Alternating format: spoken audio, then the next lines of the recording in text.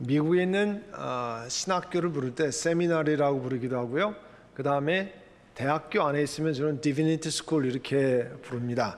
그런데 미국 다른 non-profit organization에 많이 그렇지만 이 미국 신학교의 인다우먼트 펀드, 한국말로 하면 기부금을 모아서 만든 커다란 기금 같은 것을 많이 운영합니다.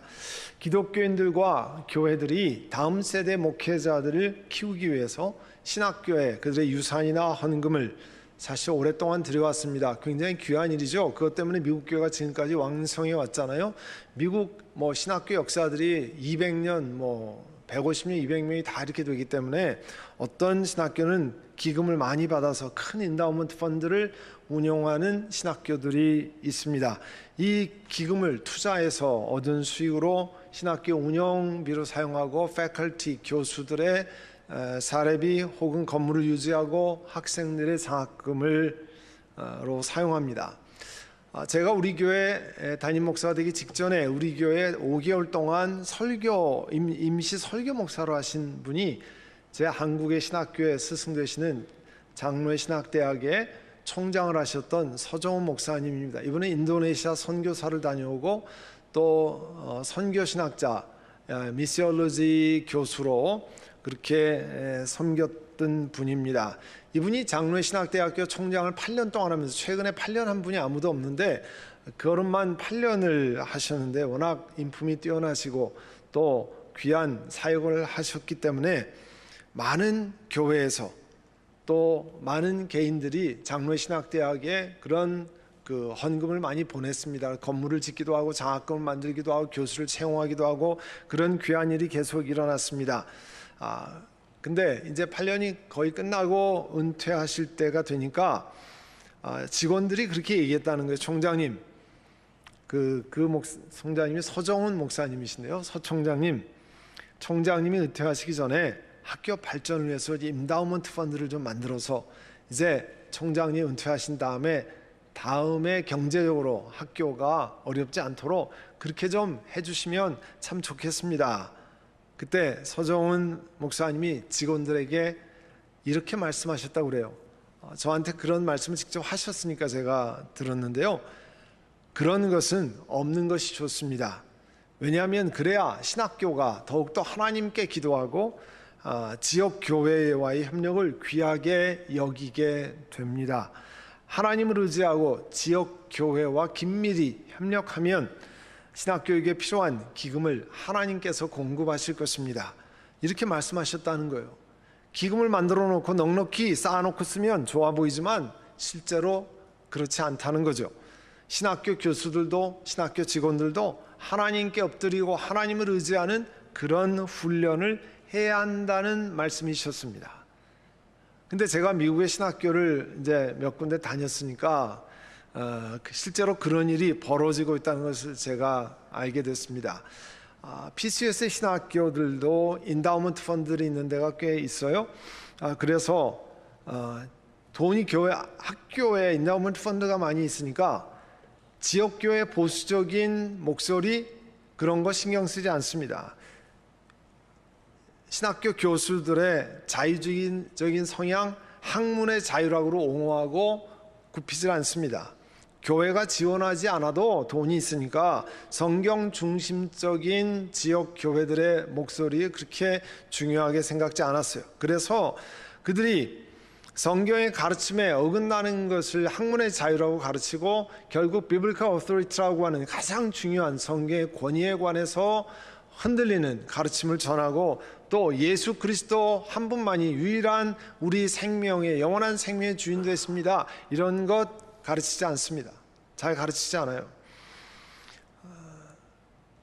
그래서 한국에 제일 처음 언더우드 선교사를 파송하고 복음을 전했던 PCUSA가 이제 동성애를 결정하고 또 교단이 그렇게 쇠퇴하고 그런 일을 경험하는 겁니다.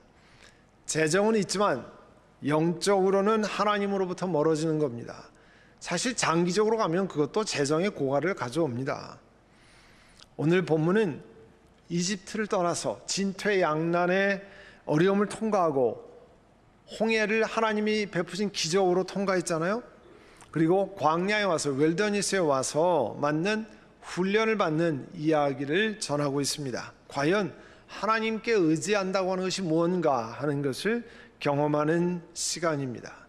오늘 1절에 보면 이스라엘 자손이 온 회중이 엘림에서 떠나서, 여러분 지도를 한번 보시면요, 중간에 엘림하고 동그랗게 이제 오른쪽이 이제 그 시내산, 시내반도인데요.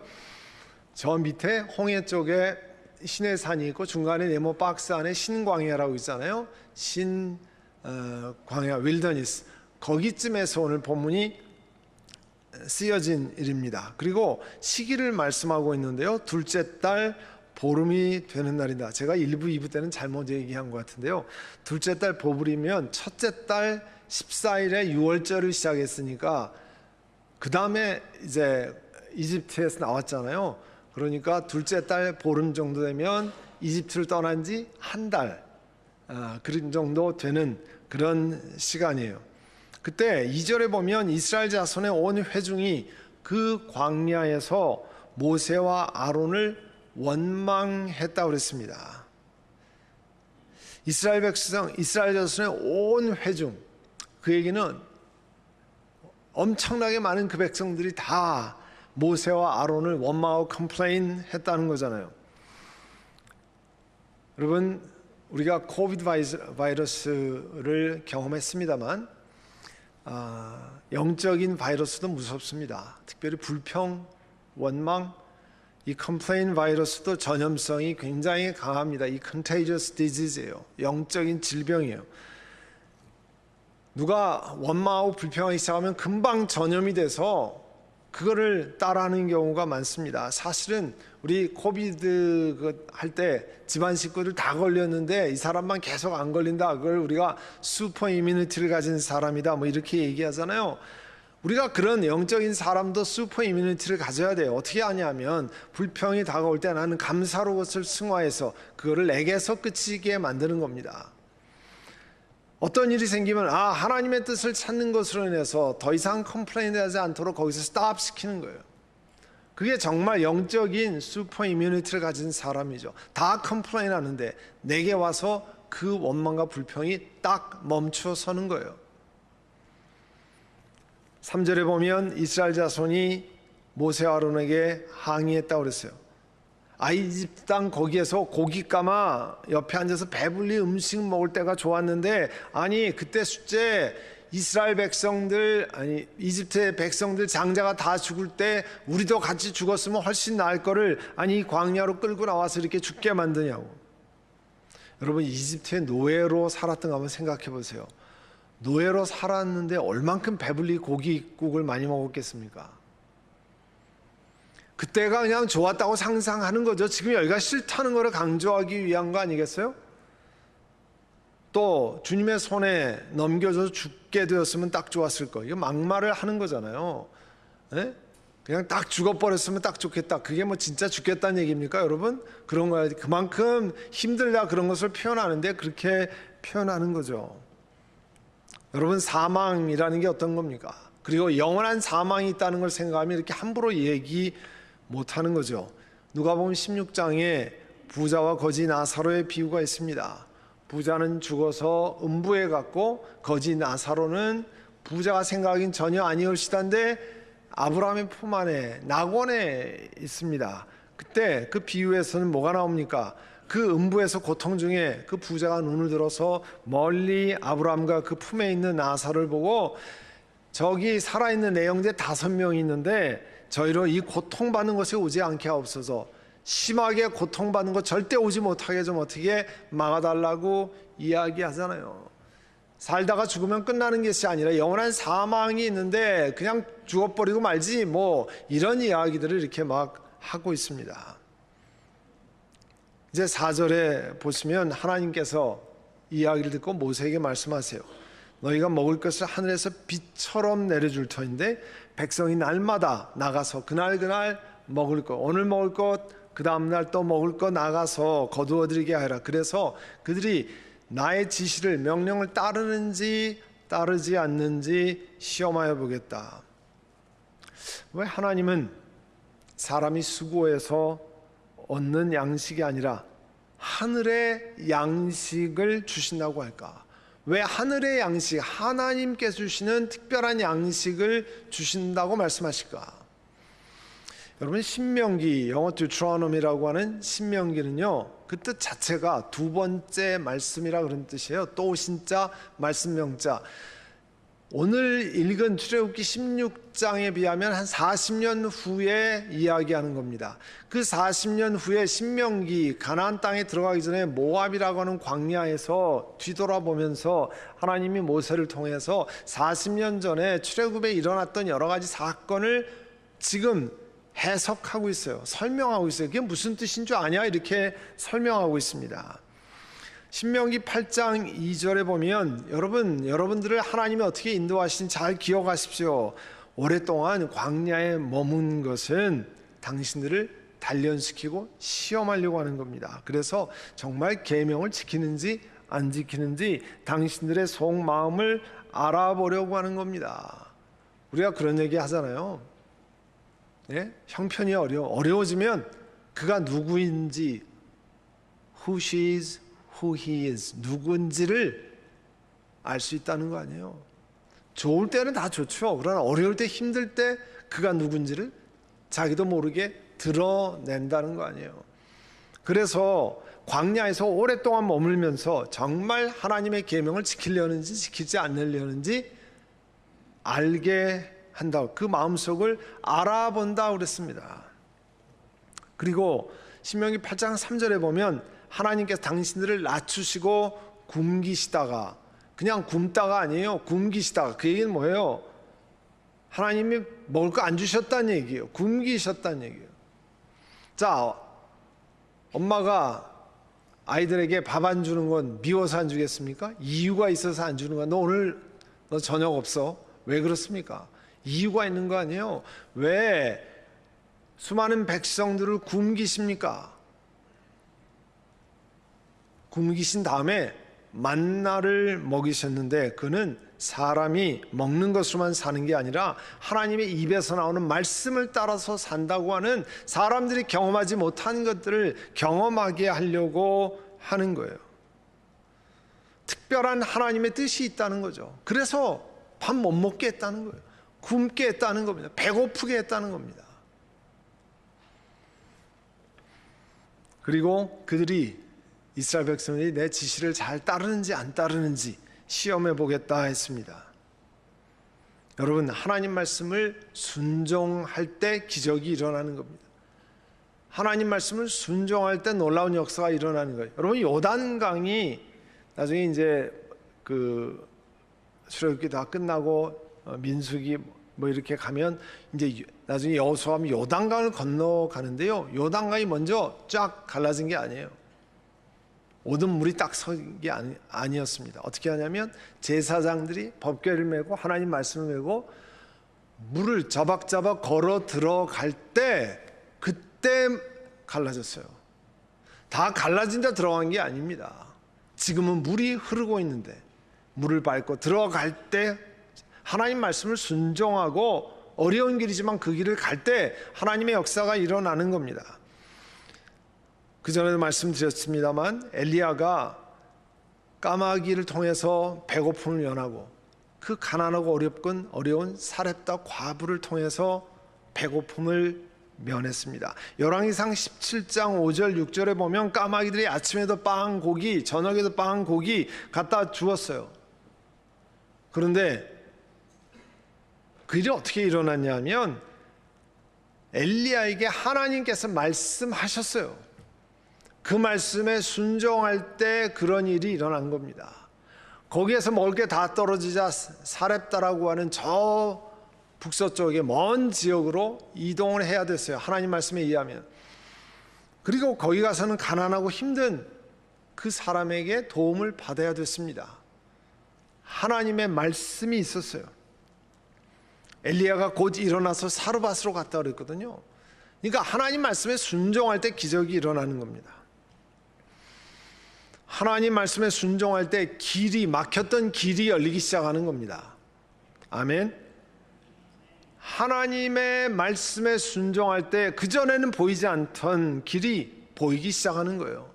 그전엔 깜깜하게 막혔는데 하나님의 말씀에 순종할 때 빛이 보이기 시작하는 게, 길이 열리기 시작하는 거예요.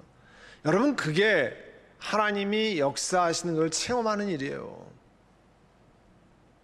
하나님 말씀에 순종하면 그런 일이 일어납니다.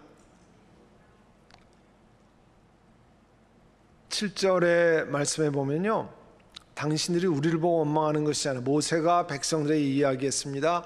주님을, 하나님을 원망했습니다.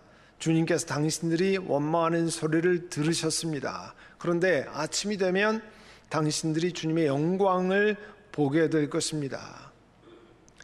주님을 원망했다는 이야기가요, 7절, 8절, 9절, 12절에 반복해서 등장합니다.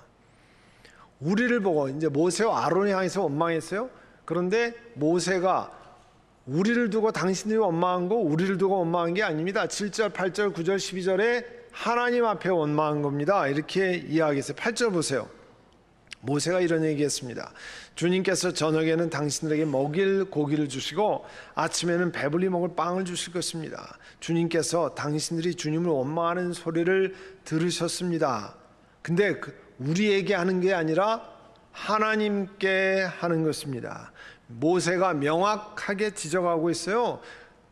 그걸 보면 우리가 말을 조심해야 됩니다. 왜냐하면 어떤 일에는 하나님이 개입하시는 일들이 있거든요. 오늘 광야에서 배고프게 된 것 하나님이 하신 거예요. 광야를 나오게 된 것 자기들이 한 게 아닙니다. 광야를 나오게 된 건 모세가 만들어낸 일이 아니에요. 하나님이 하신 거예요. 그러면 여기에는 하나님의 뜻이 있잖아요. 우리들의 삶 속을 잘 돌아봐야 됩니다. 아, 이게 하나님이 역사하시는 것일 수 있겠다. 하나님이 함께 하시는 일일 수 있겠다. 우리 교회 상황을 보고 아, 이게 하나님이 역사하시는구나. 그러면 어떻게 해야 됩니까? 입을 조심해야죠. 내 눈에 마음에 안 들고 내 눈에 싫은 게 있어도 내 눈에 싫으니까 다 싫은 게 아니고 내 눈에 아니니까 다 아닌 게 아닙니다. 하나님이 역사하시는 것이 있어요. 그러니까 함부로 컴플레인하면 안 되는 거예요. 왜냐하면 하나님을 향한 컴플레인이 된다는 겁니다. 당신들이 한 거 우리들이 향한 게 아닙니다. 하나님을 향해서 했습니다. 여러분 12절에 보시면요, 나는 이스라엘 자손이 원망하는 소리를 들었다. 여기도 그렇잖아요. 너는 그들에게 너희가 저녁이 되면 고기를 먹고 아침에는 빵을 배불리 먹게 될 것이다. 그렇게 될 때에 너희는 나 주가 야훼가 하나님, 너희의 하나님임을 알게 될 것이다. 백성들이 원망하는 것 하나님이 들으셨어요. 그런데도 이들에게 양식을 공급하셨어요. 목적은 왜 그랬느냐? 이유는 야훼께서 이스라엘 백성의 하나님이심을 백성들에게 알게 하시려는 겁니다. 이거 보면 이런 원망 속에서 하나님이 은혜로 답하셨어요. 왜 그럴까요? 이렇게 원망하는데 하나님은 고기와 만나로 먹이셨어요. 왜 그랬을까요? 여러분 같으면 왜 그랬을 것 같아요? 아마도 백성들이 그때까지 아직 성숙하지 못하고 충분히 이해할 그런 때가 되지 않았기 때문에 하나님이 봐주신 것 같아요. 봐주신 것. 아직 그만큼 성숙하지 못해 좀 더 기다리셨던 것으로 보입니다. 그리고 실제로요, 13절 보면 밤에는 메추라기가 지내와서 더 뒤덮고 아침에는 그 안개가 자욱해야 되는데 그게 안개가 지나면 그 다음에 만나가 그 모든 진 주변에 내려앉았다 그랬습니다. 자, 건장한 남자들만 60만 명, 아이들, 여성들 합치면 150만 명에서 200만 충분히 되는 그런 엄청난 사람들. 여러분 해외 토픽에 가끔 보면 이런 거 나와요. 뭐 바다에 고기가 하늘에서 비같이 쏟아졌다 이런 얘기. 그리고 메추라기 뭐 새떼들이 막 그냥 쏟아졌다.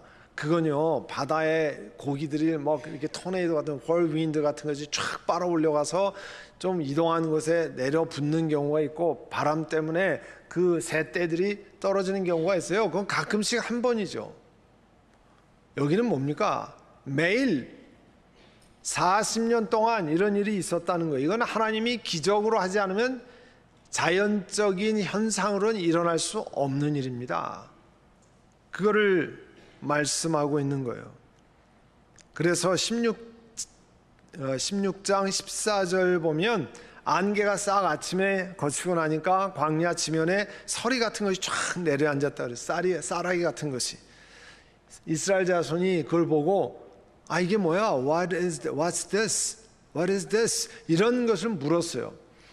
히브리 말로 이게 뭐야 할 때가 만후라고 하는 건데요. 마후. 근데 사투리 만후, 여기서 만나가 나왔다는 겁니다. 그러니까 이거 자체가 만나란 이름이 이게 뭘까? 이게 뭐야? 이렇게 질문해서 나왔다는 거죠. 그리고 각자 먹을 만큼 거두라고 그랬는데 식구 한 명에 한 오멜, 이렇게 하니까 한 오멜은 우리한테는 없는 도량형이잖아요. 한 오멜이 3.5쿼트, 또 쿼트 하면 또 잘 들어오지가 않죠. 이게 아마 1갤런에서 좀 못 되는 거잖아요. 그런데 어떤 학자들은 그냥 2리터 정도가, 그보다 훨씬 적은 2리터 정도가 될 거다 이렇게 하는 학자들도 많이 있습니다. 어쨌든 2리터에서 한 3. 몇 리터까지 사이 정도를 한 사람 앞에 거뒀다는 거예요. 그런데 17절 이하에 보면 많이 거뒀다고 생각해, 많이 거뒀는데 그렇게 남지 않고 적게 거뒀는데 모자라지 않았다고 그랬어요. 하나님 필요한 만큼 사람에게 공급하신 것을 알 수 있습니다. 그런데 19절에 보니까 하나님 모세를 통해서 뭐라고 말씀합니까? 아무도 아침까지 놔두지 말라는 거예요. 아침까지 놔두지 말라. 다 이유가 있는 거죠. 그렇게 하는 데에는. 근데 사람들이 많잖아요. 그러면 그 얘기대로 안 하는 사람이 꼭 있잖아요. 그 다음날 아침에까지 남겨둬서 내가 내일 먹으리라. 오늘 남겨뒀다가 내일 먹으리라. 그랬더니 그 다음날 보니까 모세의 말을 듣지 않고 아침까지 남겨뒀는데 어떻게 됐어요? 벌레가 생기고 악취가 풍겨서 못 먹게 됐다는 거예요. 왜 남겨두지 말라고 그러냐면 하나님이 필요한 것을 날마다 공급하신다는 거예요. 이 명령은 매일의 양식을 위해서 그분을 의지하고 신뢰하는 영적인 원리를 강조하기 위해서, 배우도록 하기 위해서 그렇게 한 겁니다. 이거 오늘 읽지 않았지만 집에 가서 22절서부터 끝장까지, 그 장의 끝에까지 쭉 읽어보세요. 거기 보면 이제 앞에 그 5절 6절 여기에도 나왔습니다만 6째 날에는 이틀치를 준다 그랬어요. 이유는 7일째는 안식일이기 때문에 나가서 일하지 말고 그날은 하나님을 경배하고 6일째에 이틀치를 공급하고 7일째는 나가지 말라 그랬습니다. 자, 엿새 때는 모으고 보니까 이틀치예요. 그런데 하지 말라 그러니까 그 다음날 또 어떻게 되는지 가서 내가 다음날도 모으면 그 다음에 편하게 쉴 수 있을 거 아니에요? 그 다음에 나갔더니 없어요. 하나님 명령대로 안 하고 나갔는데 공쳤습니다. 이게요, 이 안식일에 관한 것을, 귀한 것을 가르쳐줘요. 하나님이 허락하시는 대로, 하나님 말씀대로 하는 게 얼마나 중요한 것인지를, 사실은 안식일 계명은 맨 처음에 나중에 어디에 나오냐면 10계명 때 나오잖아요. 이거는 시내산으로 갔을 때, 아까 시내산 가기 전이라고 그랬죠. 지도에 보시면 그 이후에 나오는 거거든요. 그런데 여기 안식일에 대한 얘기를 먼저 이야기하세요. 그리고 그 안식일의 규정대로 그때는 나가면 먹을 게 없다고 그랬어요. 그날은, 안식일은. 대신에 매일 다른 날, 안식일을 빼고 다른 날은 남기면 오히려 벌레가 생기고 악취가 생기고 그 다음에 나가면 거둘 것이 있다고 그랬습니다. 우리가 주기도문 할 때 어떻게 합니까? 예수님께서 우리에게 기도할 바를 가르쳐 주십시오. 그때 가르쳐 준 것이 주기도문 Lord's Prayer 아니에요? 오늘 우리에게 일용할 양식을 주시고, 그 얘기는 뭡니까? 하나님께서 날마다 우리 삶에 개입하셔서 우리의 필요를 채워주시는 분이 하나님이신 것, 하나님을 전적으로 신뢰하는 훈련을 하도록 하기 위해서 기도하는 거 아니에요? 주기도문을 얼마나 많이 합니까? 그러나 우리 마음속에 주기도문을 하면서 생각은 딴 데 있어요.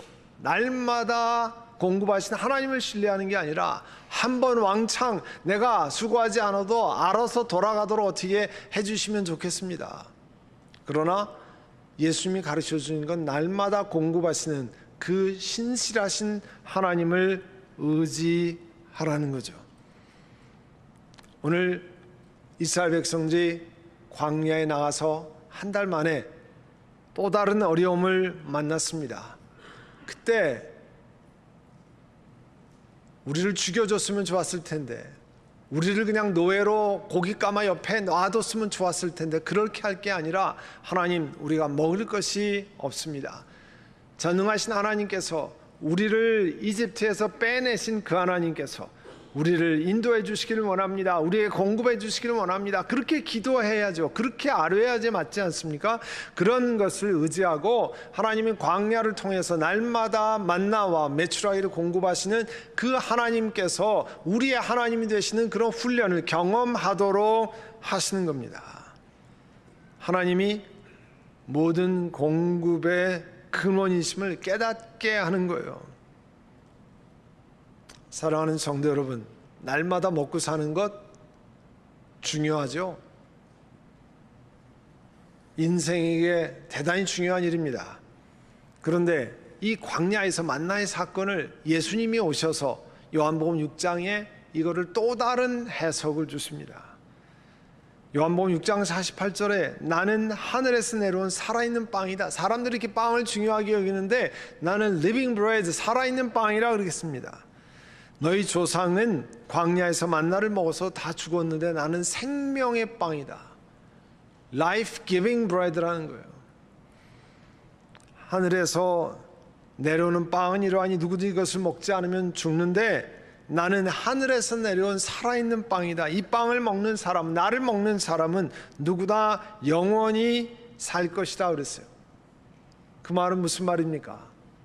우리가 날마다 빵을 먹어야 살듯이, 밥을 먹어야 살듯이 영원한 삶은 생명 되신 life giving bread이신 예수 그리스도를 구세주로 영접하고 예수 그리스도에 의지하고 살아야만 영원한 생명을 얻는다는 것을 말씀하고 있습니다. 광야의 사건을 통해서 예수님은 너희들이 그렇게 빵이 중요한 것을 아느냐? 40년을 먹였던 그 기적의 빵을 기억하느냐? 그런데 나는 life giving bread, 생명을 주는 빵이라 나를 구세주로 영접하고 사는 사람은 이 땅에만 사는 것이 아니라 영원한 삶을 줄 것이다 약속하신 것입니다.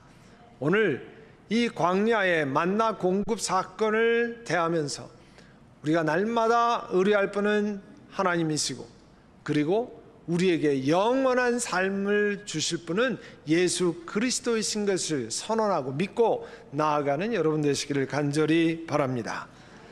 아멘. 이 시간 우리 함께 기도하시겠습니다. 하나님, 내가 내 삶 속에 날마다 모든 것을 공급하시는 그 하나님, 저희와 동행하시기를 원합니다. 저와 동행하시기를 원합니다. 우리 하나님 함께 해주시기를 원합니다. 우리 이 시간 함께 기도하겠습니다. 사랑하는 주님, 이스라엘 백성들이 광야에서 하나님을 향해 원망할 때도 그들을 불쌍히 여기시고 만나와 메추라기를 먹여주신 주님, 오늘도 우리 삶 속에 하나님이 주인 되셔서 우리 삶의 공급자 되시고 모든 것을 공급하시는 그 하나님을 찬양드립니다. 오늘 그 하나님을 의지하고 이 땅을 살아가고 또 생명의 빵이 되신 예수 그리스도를 우리 삶의 주인으로 모시고 우리의 죄를 영원히 해결하시는 생명의 구세주로 모시며 이 땅을 살아가기를 원하오니 귀한 은혜가 우리 한 분 한 분에게 임하게 하옵소서. 예수님의 이름으로 기도드립니다. 아멘.